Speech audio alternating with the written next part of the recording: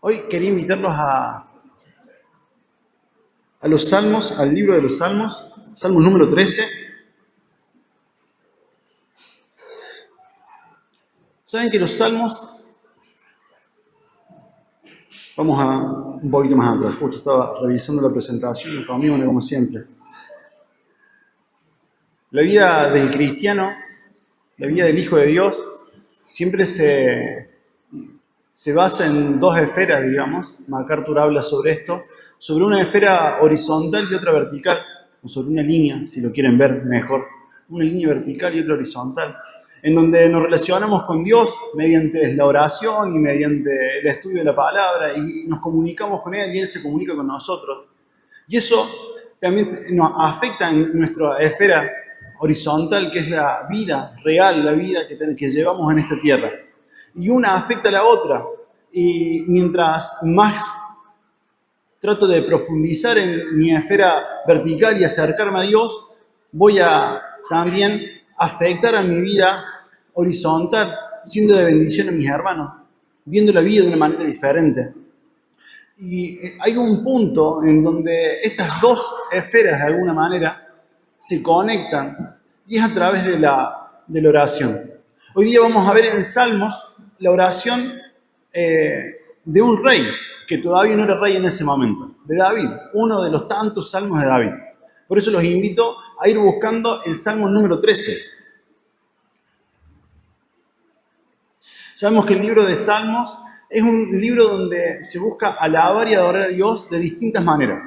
Encontramos tristeza por momentos, encontramos alegría por la victoria en otros momentos, encontramos de que siempre hay muestras de confianza al Dios que ha prometido sostener a Israel. La oración en todo tiempo fue para la persona que ponía su confianza en Dios, la manera de poder comunicarse con Él. Entonces, antes de leer el Salmo, tenemos que pensar en qué es esto de orar, para que podamos entender qué tenía en la mente tal vez David al momento de hacer esta oración, y para que tengamos en mente también nosotros qué es lo que estamos haciendo cuando decimos que estamos orando.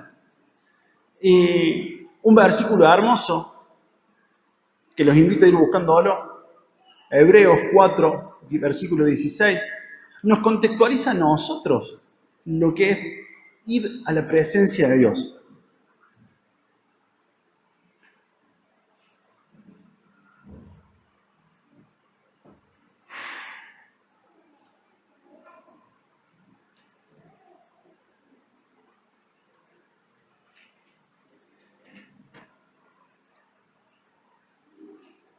Hebreos 4:16 dice: por tanto, acerquémonos confiadamente al trono de la gracia para alcanzar misericordia y hallar gracia para cuando necesitemos ayuda.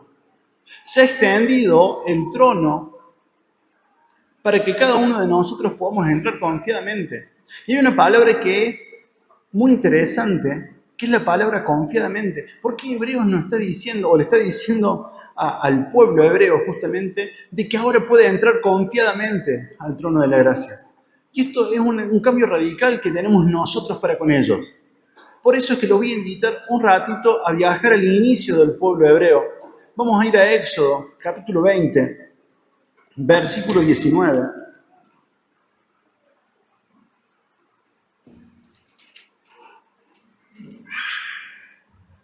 Éxodo capítulo 20, el Señor les ha dado la ley, la acaban de leer, están todos al frente del monte Sinaí, en donde Dios le dijo: el que ponga un pie en el monte se muere, porque no podían traspasarlo. Decía, y los mandó a prepararse, pero dice: no quiero hacer estragos en el pueblo, santifíquense.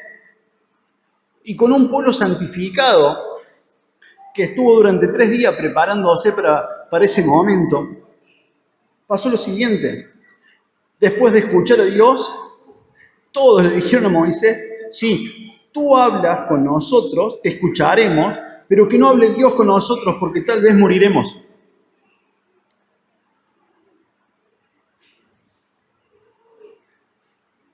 estar cerca de la presencia de Dios para el judío era un peligro de muerte. Acercarse confiadamente no era para cualquiera. No tenía... ¿Cuántas personas podían entrar al lugar santísimo una vez que el templo estuvo hecho? ¿Cualquiera? No. Uno solo, y después de haberse purificado un montón para ser representante de todo el pueblo. Pero Hebreos nos dice que ahora tenemos acceso confiadamente al trono de la gracia. Entonces, la oración es un privilegio enorme, porque no es solamente una comunicación, un canal de comunicación para con Dios. Es un canal de intimidad con Dios, donde yo estoy, como estaba el sacerdote en el lugar santísimo, y puedo dialogar con Dios, puedo dejar mis necesidades, puedo dejar mis culpas, puedo dejar el peso del pecado delante de Él. Puedo pedir ayuda, puedo pedir oportuno socorro. Entonces, ahora sí, pensando en la oración, con el privilegio que es orar, vamos a leer la oración que hizo David. David en este momento estaba siendo probablemente perseguido por Saúl. Estaba un poco cansado de tener que vivir esta vida de persecución en donde él probablemente ya había sido ungido para ser rey. Todavía no era rey y Saúl lo quería matar y estaba de un lado para el otro, confiando en que Dios iba a cumplir su palabra. Y como muchas veces nos pasa, nosotros no entendemos qué nos pasa. No entendemos el todo de la situación. Y David no entendía, pero Dios, me prometiste el trono, ¿por qué no me lo das? Y se pregunta, vamos al Salmo 13, si lo tenían ahí marcadito, volvamos al Salmo 13, si no lo tenían marcadito, tienen un ratito para encontrarlo. Es un salmo cortito, pero que es una estructura hermosa de cuando no entendemos qué pasa y no entendemos por qué nuestras oraciones no se contestan de la manera que nosotros queremos. El Salmo 13 son 6 versículos y es bastante simétrico porque lo podemos dividir de a par, 2, 2 y 2. Vamos a leer todo completo y después empezamos a hablar de cada uno. ¿Hasta cuándo, Señor? ¿Hasta cuándo me ocultarás tu rostro? ¿Te olvidarás de mí para siempre? ¿Hasta cuándo debo estar angustiado y andar triste todo el día? ¿Hasta cuándo mi adversario me dominará? Señor y Dios mío, mírame y respóndeme. Ilumina mis ojos y manténme con vida. Que no diga mi adversario que logro vencerme. Se burlarán de mí si acaso caigo. Yo confío en tu misericordia. Mi corazón se alegra en tu salvación. Te cantaré salmos, Señor, porque tú siempre buscarás mi bien. Yo hoy día los invito a que podamos dividir el Salmo en 3 y preguntar, en el versículo 1 y 2, vamos a preguntarnos qué pasa cuando Dios no responde como pensaba David. ¿Hasta cuándo? Y lo repite 4 veces. ¿Hasta cuándo, Señor? Estaba cansado. Estaba de alguna manera indignado por la situación que estaba viviendo. La segunda pregunta que nos vamos a hacer en el versículo 3 y 4 es ¿qué buscamos de nuestro Dios?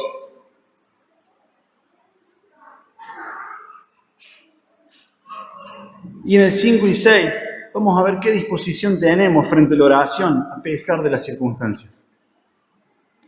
Entonces, en el versículo 1 y 2, donde David repite, enojado, molesto, y nos enseña de que podemos presentarnos delante de Dios cuando no entendemos nada.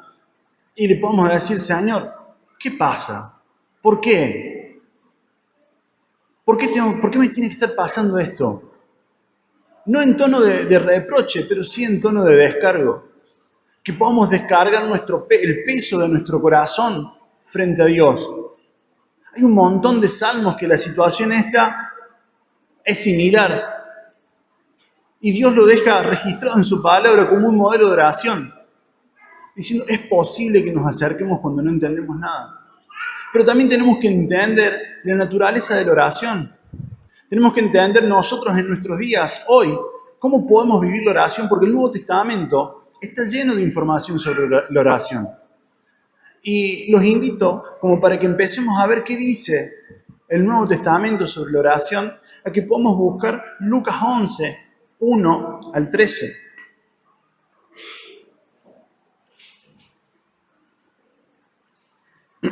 Y nos mantenemos ahí en Lucas, porque Lucas habla un montón sobre esto.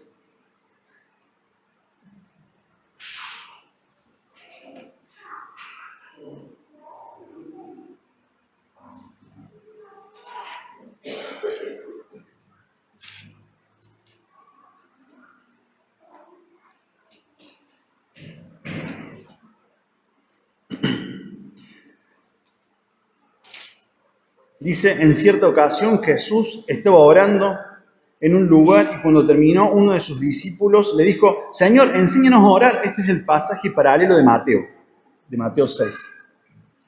Jesús, Señor, enséñanos a orar, así como Juan enseñó a sus discípulos. Jesús le dijo, cuando ustedes oren, digan, Padre, santificado sea tu nombre, venga tu reino. El pan nuestro de cada día, dánoslo hoy. Perdónanos nuestros pecados, porque también nosotros perdonamos a todos los que nos deben. Y no nos metas en tentación. También les dijo, ¿quién de ustedes que tenga un amigo va a verlo a medianoche y le dice, amigo, préstame 3 panes, porque un amigo mío ha venido a visitarme y no tengo nada que ofrecerle? Aquel responderá desde adentro y le dirá, no me molestes, la puerta ya está cerrada y mis niños están en la cama conmigo, no puedo levantarme para dártelos. Yo les digo que aunque no se levante a dárselo por ser su amigo, sí se levantará por su insistencia y le dará todo lo que necesiten. Así que pidan y se les dará, busquen y encontrarán, llamen y se les abrirá, porque todo aquel que pide recibe, el que busca encuentra, y el que llama se le abre. ¿Quién de ustedes, si su hijo le pide pan, le da una serpiente? O si le pide un pescado, en lugar de pescado en lugar de pan le da una piedra? O si le pide un pescado, en lugar de pescado le da una serpiente? O si le pide un huevo, le da un escorpión? Pues si ustedes, que son malos, saben dar cosas buenas a sus hijos, ¿cuánto más el Padre Celestial dará el Espíritu Santo a quienes se lo pidan?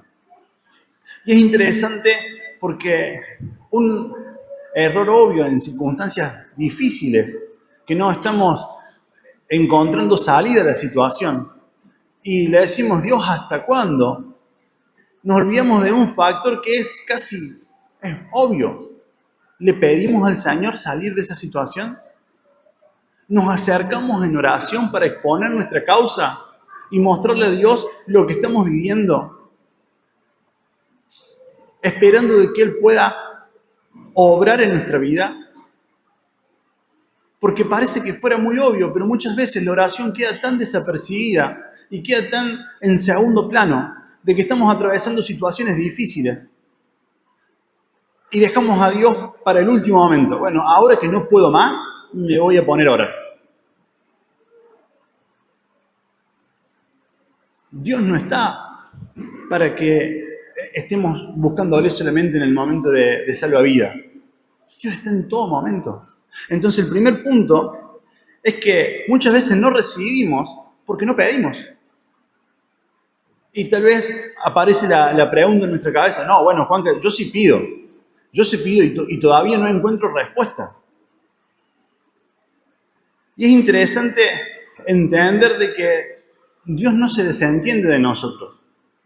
Y es por eso de que nosotros tenemos la capacidad y el mandato de orar. Porque cada vez que nosotros oramos, si bien estamos buscando una respuesta en nuestro Señor, nos estamos acercando humildemente. ¿Y qué hacemos cuando nos acercamos humildemente a nuestro Señor? Le reconocemos como tal, reconocemos su señorío, reconocemos nuestra dependencia, Reconocemos de que por nuestras propias fuerzas no vamos a lograr nada y que necesitamos que Él obre. Esto glorifica a Dios, porque deja en segundo plano, no a la oración, sino que nos deja en segundo plano a nosotros y a nuestras capacidades. Y hace poco escuchaba a un predicador y decía, hace 200 años, tal vez la oración era más frecuente porque si una persona se enfermaba, no iba a la farmacia y compraba amoxicilina, porque no existía. Entonces la respuesta a una enfermedad era la oración y esperar que Dios obre en curar, en sanar esa vida. Tenías un problema económico y te arrodillabas y orabas a Dios en busca de solución, porque no había un banco, una financiera, no sé, todos los mecanismos que hay hoy en día para que vos puedas solventar situaciones económicas. Tal vez la modernidad, con todas las facilidades que nos ha dado, nos ha hecho poner a Dios en segundo plano, haciéndonos creer de que ya no depende tanto de Dios, sino que depende de cómo juegue yo las cartas que tengo en la mano. Entonces, cuando oramos, estamos poniéndonos en dependencia. Oramos porque sabemos que todo depende de Él. Más allá de las cartas que tengas en tu mazo, depende, a fin de cuentas, de Dios.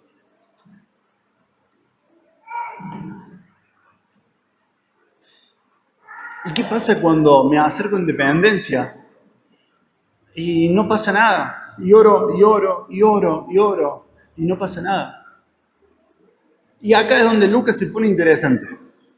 No lo vamos a buscar a todos porque los voy a marear, pero en 6:45 dice, el hombre bueno saca lo bueno del buen tesoro de su corazón y el hombre malo saca lo malo del mal tesoro de su corazón. ¿Por qué? Porque de la abundancia del corazón habla la boca.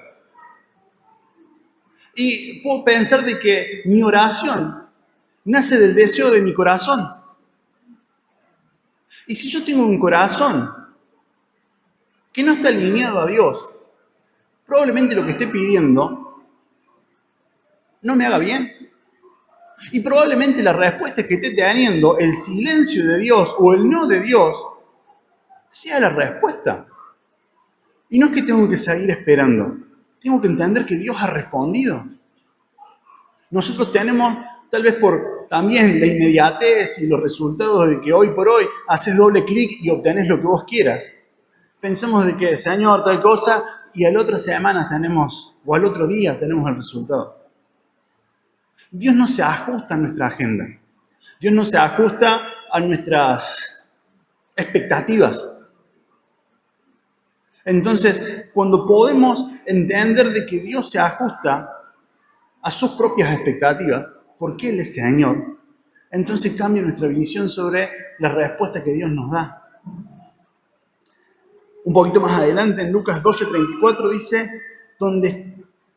porque donde ustedes tengan su tesoro, allí estará también su corazón. ¿Y de qué habla esto? Yo voy a pedir a Dios de los deseos que tengo en mi corazón. Y Dios tiene ¿cuántos objetivos en nuestra vida? Más o menos uno solo. Que seamos formados a la imagen de su Hijo.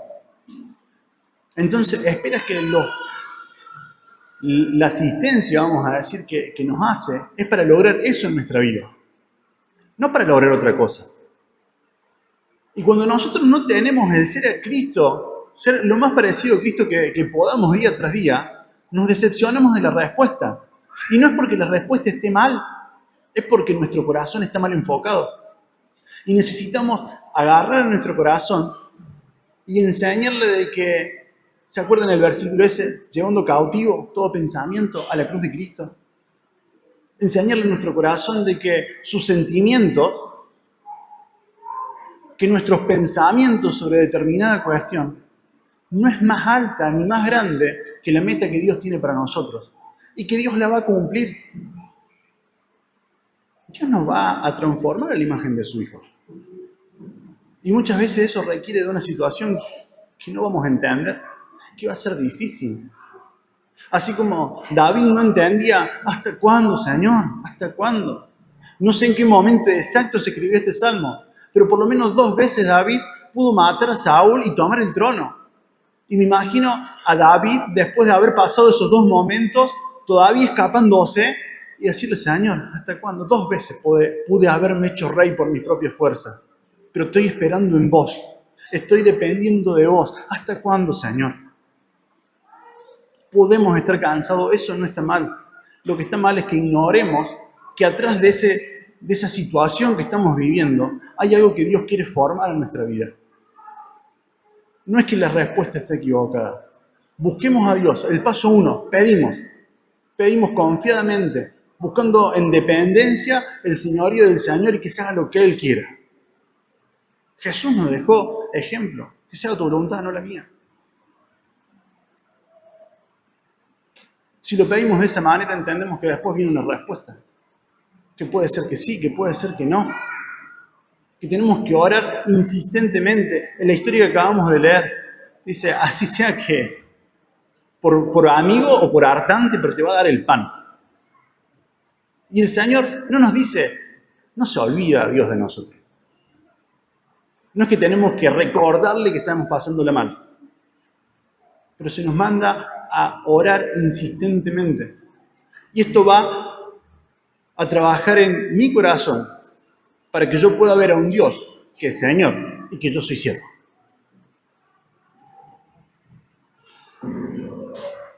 Y tenemos un motivo más por el cual muchas veces no encontramos respuestas a nuestras oraciones. En Lucas 18 está la historia de una viuda que se le cometió una injusticia y fue un juez que era injusto, que no temía a Dios, no le importaba nada al juez. Fue una vez, le ignoró, fue otra vez, le ignoró, fue otra vez y el juez dijo, le voy a hacer justicia porque algún día me va a cansar. Pero lo que me gusta mucho de este pasaje es cómo termina. Dice, ¿acaso Dios no les hará justicia a sus elegidos que día y noche claman a Él? ¿Se tardará en responderle? Obviamente, son preguntas retóricas. No se va a tardar en responderle. Y claro que sí, va a hacer justicia. Yo les digo que sin tardanza les hará justicia. Pero cuando venga el Hijo del Hombre, ¿hallará fe en la tierra? Y acá tenemos otro punto, que es que necesitamos entender de que parte de la dependencia, o gran parte de la dependencia, es creer que Dios tiene la capacidad de actuar, que Dios va a actuar. No podemos pedir a Dios dudando de que vaya a cumplir o no. En Santiago, en el capítulo 1, vamos a Santiago capítulo 1, nos dice que es imposible.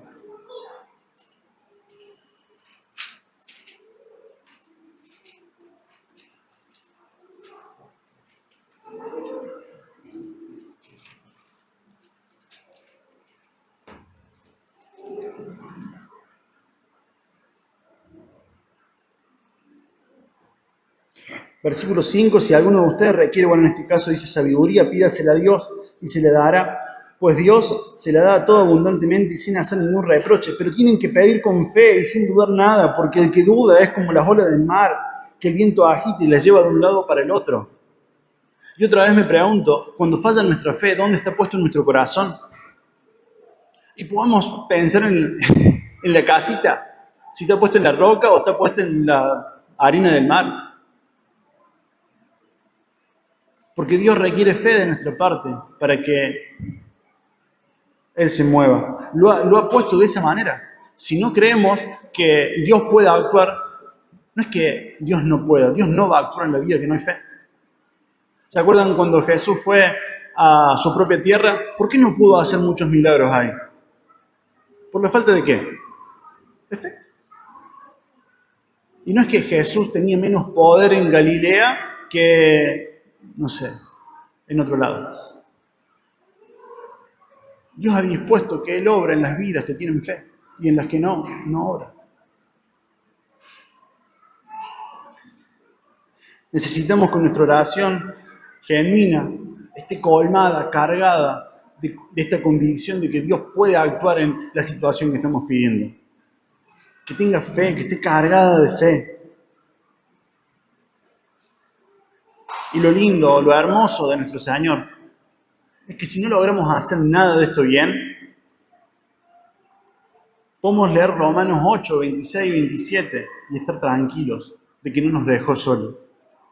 Porque dice, de igual manera el Espíritu nos ayuda en nuestra debilidad, pues no sabemos qué nos conviene pedir, pero el Espíritu mismo intercede por nosotros con gemidos indecibles.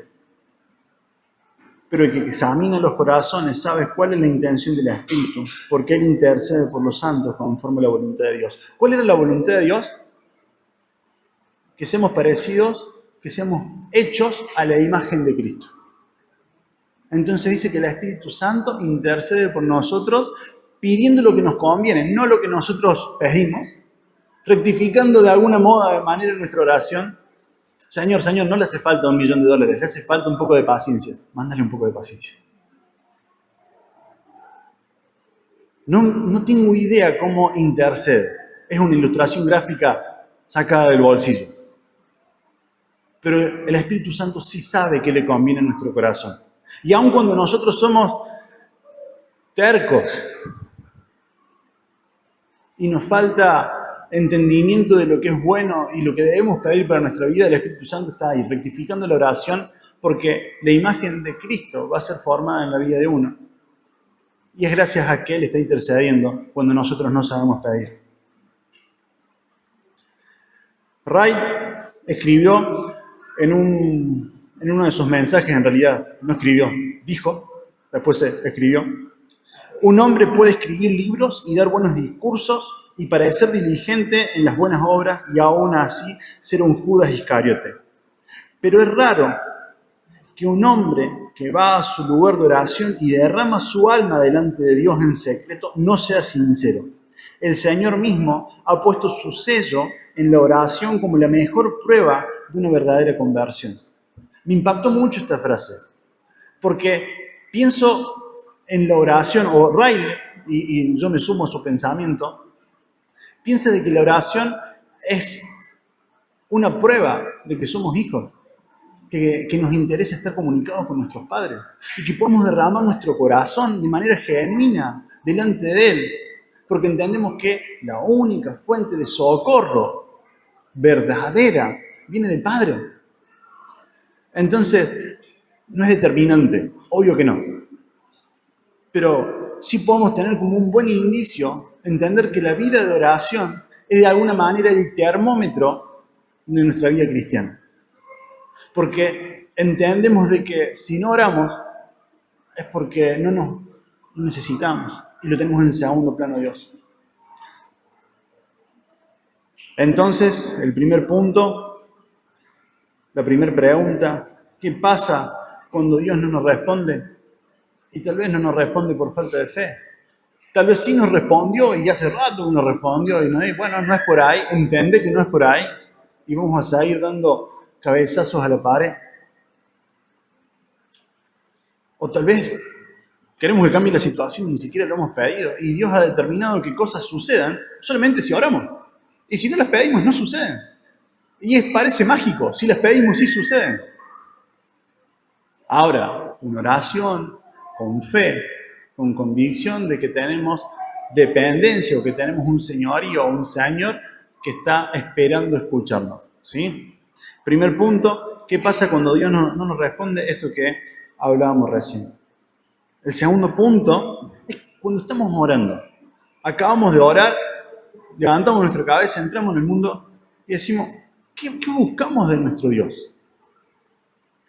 David, en medio de esta situación complicada que tenía, él oraba y su motivación a orar eran dos. Lo vamos a volver a leer, así que ténganlo ahí siempre a la mano para entre punto y punto ir recordando.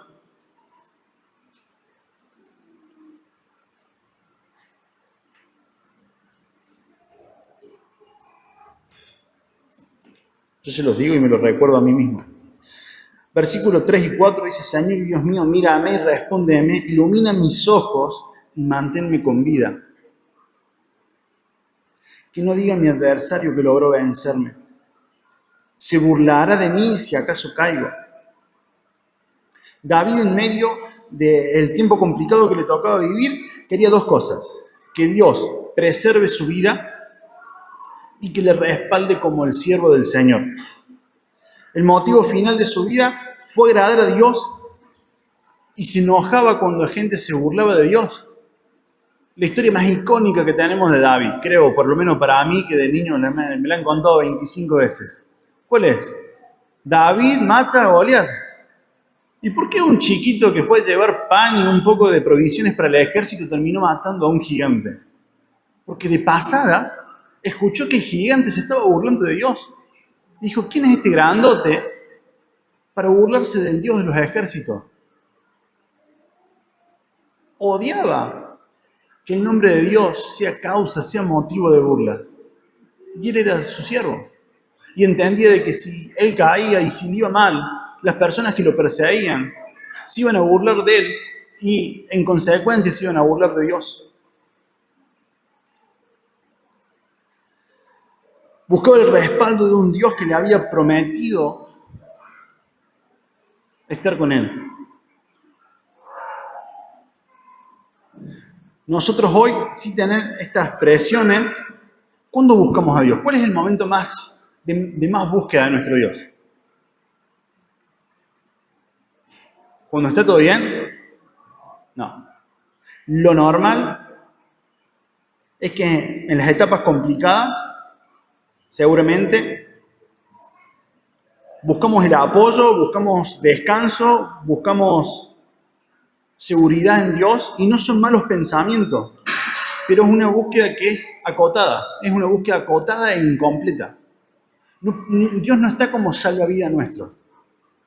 Dios no está solamente para cuando las papas arden y me quedé sin cartas en la mano, no hay más cartas para barajar y bueno, busco a Dios para ver si me tira un comodín.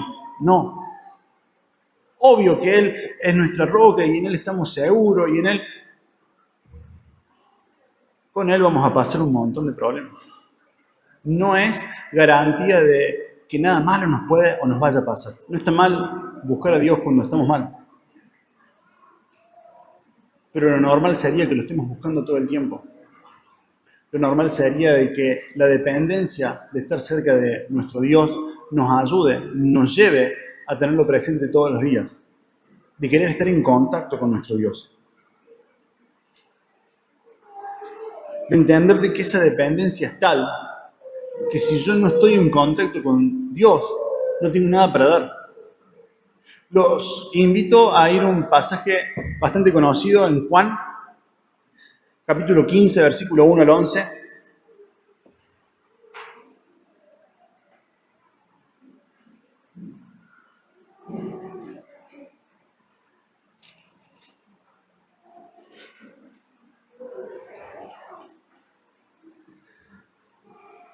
El título normal de este pasaje es Jesús, la vid verdadera, o Jesús y la vid, o la vid y la vid. Algo con la vid seguramente tienen en sus Biblias. Y hay un libro muy interesante que les invito a buscar, a leer, que es El enrejado de la vid. Y ver cómo la dependencia que tenemos que tener de Dios para el crecimiento como iglesia es total. Necesitamos de Dios para poder crecer. ¿Y por qué necesitamos de Dios? Bueno, por lo que vamos a leer ahora. Básicamente el libro completo se basa en estos versículos que vamos a leer. Solamente que los explica mucho mejor de lo que puedo explicarlo yo. Dice, yo soy la vid, Jesús habla, yo soy la vid verdadera y mi Padre es el labrador. Todo pámpano que en mí no lleva fruto, lo quitaré, y todo aquel que lleva fruto, lo limpiaré para que lleve más fruto. Ustedes ya están limpios por la palabra que les he hablado. Permanezcan en mí y yo en ustedes, así como el pámpano no puede llevar fruto por sí mismo si no permanece en la vid, así tampoco ustedes si no permanecen en mí. Yo soy la vid y ustedes los pámpanos. El que permanece en mí y yo en él, este lleva mucho fruto, porque separado de mí, ustedes nada pueden hacer. El que no permanece en mí será desechado como pámpano y se secará, y a este se le recoge y se le arroja al fuego y allí arden. Si permanecen en mí y mis palabras permanecen en ustedes, pidan todo lo que quieran y se le concederá. En esto es glorificado mi Padre, en que lleven mucho fruto y sean así mis discípulos. Así que, así como el Padre me ha amado, así también yo los he amado a ustedes. Permanezcan en mi amor. Si obedecen mis mandamientos, permanecerán en mi amor, así como yo he obedecido los mandamientos de mi Padre y permanezco en su amor. Parece un trabalengua. 1, 2, 3, 4, 5, 6, 7, 8, 9, 10 veces en 10 versículos dice permanezcan, permanezcan, permanezcan, permanezcan. Y necesito entender, necesito verme dependiente como el pámpano, como ese racimo de uva no puede crecer si no está conectado a la vid. ¿Qué es lo más tonto que podemos hacer cuando tenemos un árbol con fruta? Apenas aparece la florcita, le sacamos la flor porque decimos, ¡uy, qué lindo! No. Si yo tengo un árbol en la casa donde vivo ahora, tengo un árbol de mandarina. Me encanta la mandarina. Y no veo la hora de ver cuántas flores tiene, porque más o menos voy a saber cuántas mandarinas voy a tener después. Ahora, si empiezo a arrancar florcita por florcita, me quedo sin fruta. Y no es culpa de la mandarina, ¿eh? El árbol no hizo nada. Pero si la flor la arranco de la planta, si yo como pámpano estoy lejos de mi Señor, de mi vid, ¿quién me nutre? ¿Quién me ayuda a crecer? ¿Quién me ayuda a que pueda dar ese fruto que se espera de mí? 10 veces en 10 versículos. ¿Será que quería dejar una idea que no podamos obviar? Permanezcan, permanezcan, permanezcan. Necesitamos a buscar a Dios porque dependemos de Él en todo tiempo.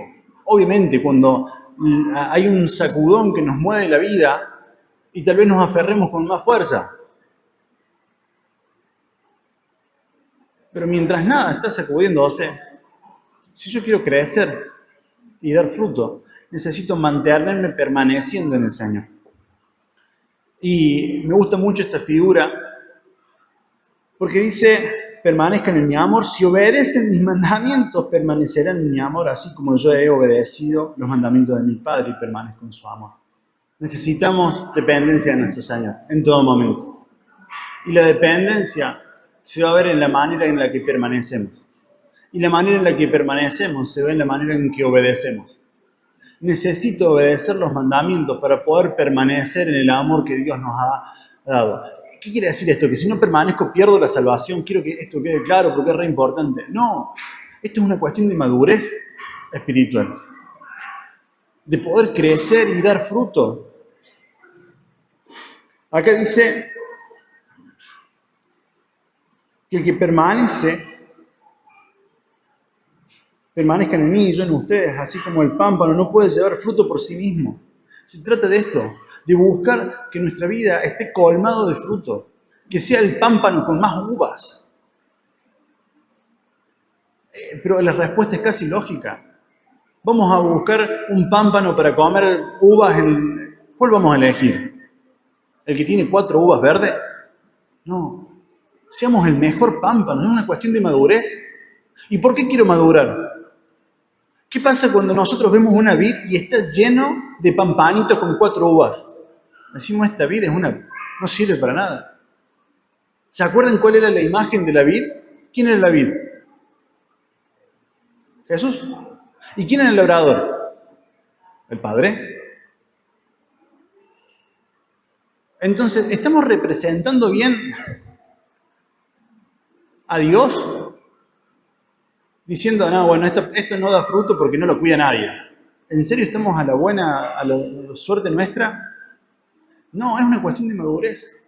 Necesitamos dar un paso en madurez entendiendo de que esto glorifica a Dios.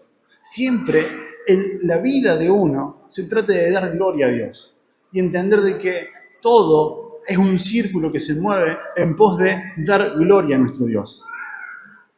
Vivimos en dependencia de Él, obvio, para llevar fruto, obvio, para crecer en madurez, para ser útiles, obvio, porque todo esto da la gloria a Él.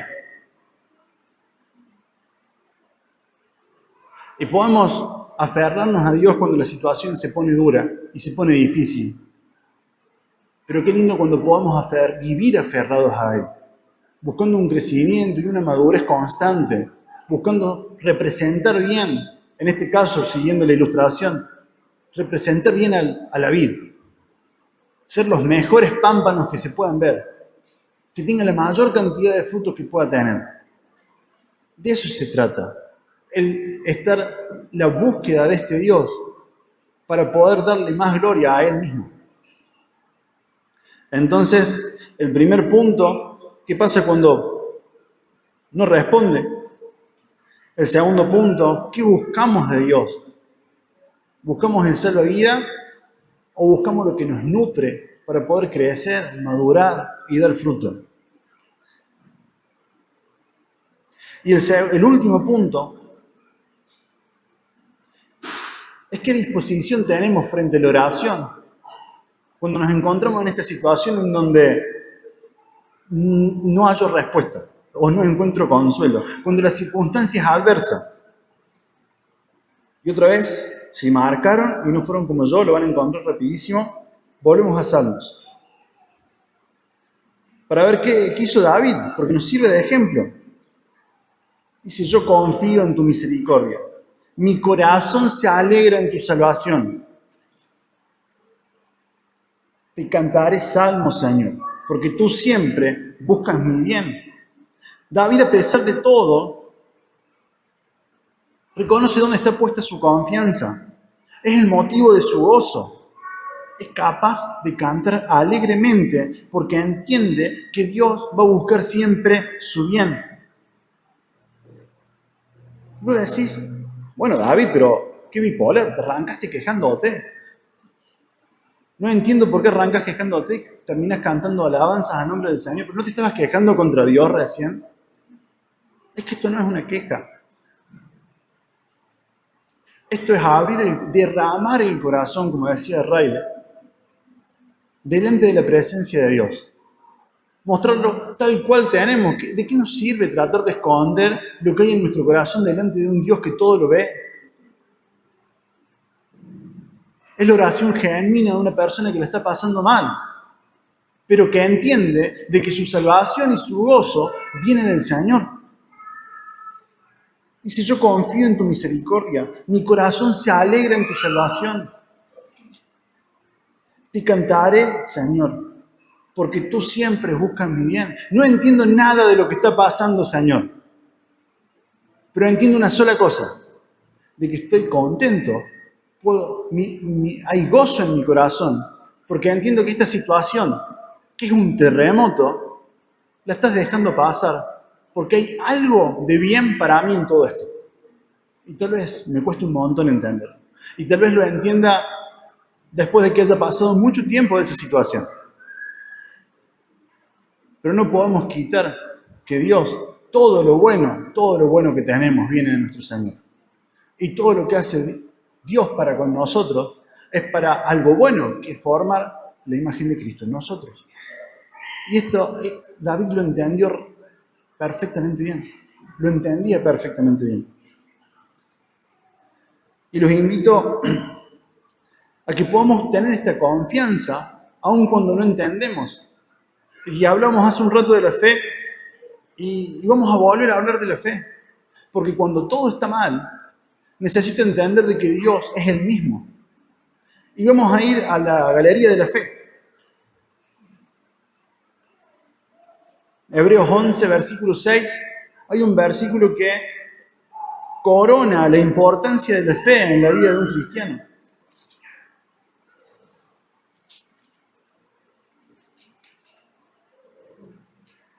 Sin fe es imposible agradar a Dios, porque es necesario que el que se acerca a Dios crea que Él existe y que sabe recompensar a quienes le buscan. No puedo acercarme a Dios sin fe. No hay forma de que yo tenga un visto bueno por parte de Dios si me acerco a Él sin fe. Entonces, ¿cuál es el filtro? Bueno, perfecto, todo el mundo tiene fe, pero muchas veces ponemos la fe en otra cosa. Y el Señor vivimos al Señor como un Señor dominguero, en donde lo respeto, ¿cuánto? Y las 2, 3 horas que estamos en la iglesia, la cantidad de veces que vengamos. Y esto no es una fe verdadera, esto no es una fe genuina. Y si no tengo una fe genuina en mi vida, no el domingo a las 2 horas que estoy acá, si no tengo una fe genuina en mi vida, no puedo agradar a Dios. Sí puedo entender de que muchas veces mi fe está débil, de que mi fe es inmadura, que mi fe tiene que crecer, y veo mi vida y la comparo con la de otro y digo, soy un desastre. Y no es que mi fe sea falsa, mi fe es inmadura. Y si la comparo con la Biblia, digo, pobre de mí. Si uso la Biblia como espejo y me miro, digo, qué mal que estoy. Pero Dios no se enoja porque tu fe sea inmadura. Ahora sí puedo decir, a Dios no le gusta de que vos permanezcas en una fe inmadura toda tu vida. En Marcos, capítulo 9, versículo 24, está la historia de un hombre que tiene a su hijo endemoniado. Y le dice, Señor, ayúdame con mi hijo que está endemoniado. Y el Señor le dice que si cree, puede obrar, esperando las respuestas del Padre. Dice que, no quiero leer la historia completa, por eso la parafraseo, y el versículo 9:24 dice, al instante, el padre del muchacho exclamó, creo, ayúdame en mi incredulidad. Entonces muchas veces podemos estar en esto, en donde necesitamos la ayuda de nuestro Dios para poder vencer la incredulidad de nuestro corazón. Porque tenemos un corazón que es engañoso, que todavía tiene, y vamos a vivir toda esta vida por lo menos, con los vestigios del pecado en nuestro corazón, engañándonos y mostrando cosas que no son verdad.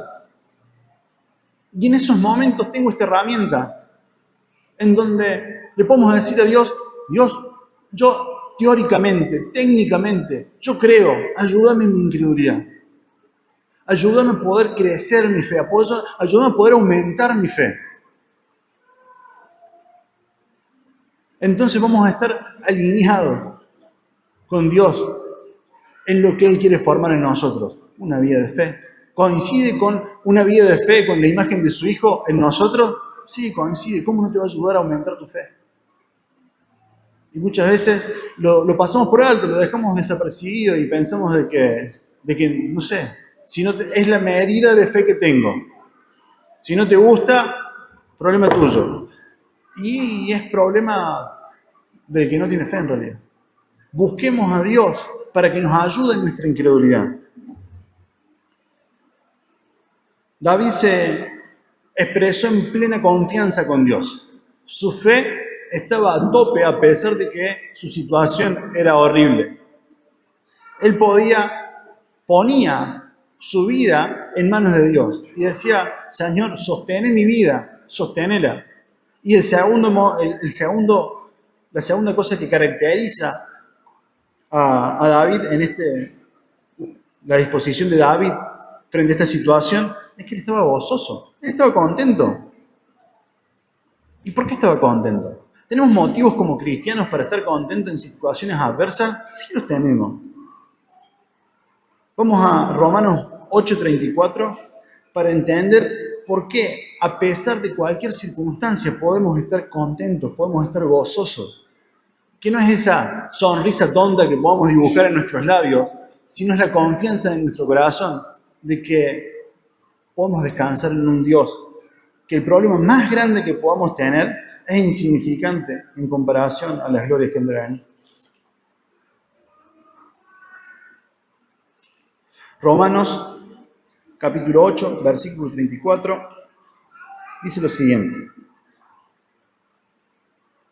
¿Quién es el que condenará? Cristo es el que murió, más aún el que también resucitó, el que además está a la derecha de Dios e intercede por nosotros.